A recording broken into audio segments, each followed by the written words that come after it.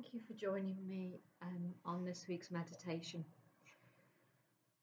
While I was thinking about what to talk about, my thoughts drifted to January. It's a dark month. The lights are brightened up November and Christmas have died, and the fireworks have flown and the Christmas lights are packed away. As I thought about it, I realised I really don't like January.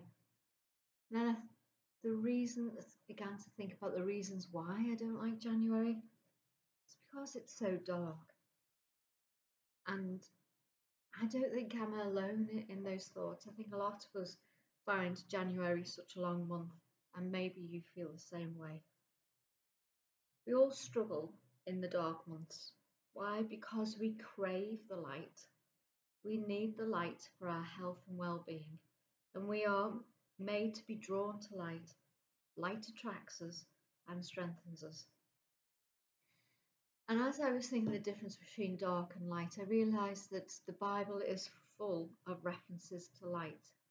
And I'm going to share three different passages that talk about light. And the first one is John chapter 8, verse 12. When Jesus spoke again to the people, he said, "I am the light of the world. Whoever follows me will never walk in darkness, but will have the light of life."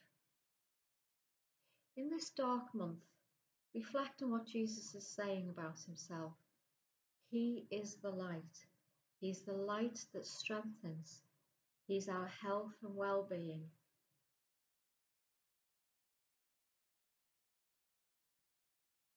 And hear what else Jesus says, and this is from Luke chapter 11. And I'm starting to read at verse 33. "No one lights a lamp and puts it in a place where it will be hidden or under a bowl. Instead, they put it on a stand so that those who come in may see the light. Your eye is the lamp of your body. When your eyes are healthy, your whole body also is full of light. But when they are unhealthy, your body is also full of darkness. See to it then that the light within you is not darkness. Therefore, if your whole body is full of light and no part of it is dark, it will just be full of light, as when a lamp shines its light on you."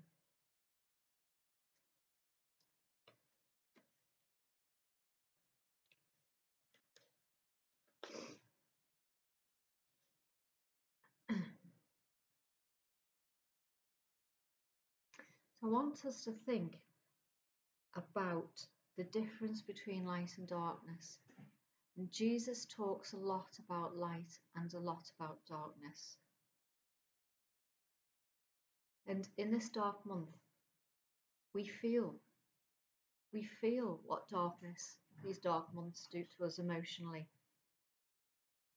and how much better we feel when we know that spring is on the horizon.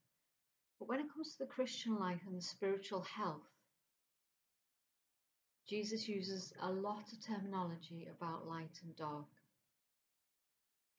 And in those two verses that we've just looked at, Jesus says that he is the light of life, and then talks about, in the second passage we looked at about Luke, is about what light actually does to us. So light is also about seeing and what you absorb. Jesus talks about what you see, what your eyes see, what you look at. It either brings more light to your soul or more darkness to your soul. So light is about seeing and what you absorb. And if we think about it, plants must absorb light to survive. In John 8 verse 12, Jesus says he is the light. To remain well, we need to look to Jesus. This is for our own good well-being and good health as a Christian and what we believe, and it brings a wholeness to our whole inner being. And for us to maintain this, Jesus, as plants absorb light, Jesus saying he's the light. So we need to absorb Jesus' teachings to remain healthy. Because if we learn and live by Jesus' teachings, the darkness will be driven out, just as when you turn on a lamp and the darkness is pushed back. So Jesus is referring to himself as light. Jesus is referring to himself as life. And Jesus is saying, I am a way for you to remain healthy. But it depends on what we focus on. So for us to remain healthy, we need to focus on Jesus' teachings and absorb Jesus' teachings. So in this month of darkness, knowing how we all feel light deprived, think about your Christian life in relation to that. Do you feel that perhaps your absorption of Jesus' teaching is a struggle, or has been a struggle? Or perhaps you feel, maybe I haven't concentrated so much on what Jesus is saying to me. But Jesus says, if you absorb his teaching, he is your light. You will absorb his light, his teachings, and you will remain healthy, and your well-being will improve. And as you dwell in that light, as you switch on a lamp, the darkness will be pushed back. And I'm going to share the last passage, Ephesians 5. But everything exposed by the light becomes visible, and everything that is illuminated becomes a light. This is why it is said, wake up, sleeper, rise from the dead, and Christ will shine on you. When we follow Christ's teaching, we become visible because Christ illuminates us, and we will illuminate the light of Christ. So we are often told to be the light of the world. And often we think we have to strive to become the light of the world. But if we dwell on Jesus' teachings, here it says, where everything exposed to the light, Christ, becomes visible, and everything that is illuminated becomes a light. So the more we dwell on Christ, the more we are exposed to Christ, the more we illuminate the light. This is an interesting thought. If you think about the sun and stars, they have to have an energy within them to be visible. So where we gain our energy and our impetus for life comes from Christ, and the more we remain and rely on him, the more that we will be visible as Christians.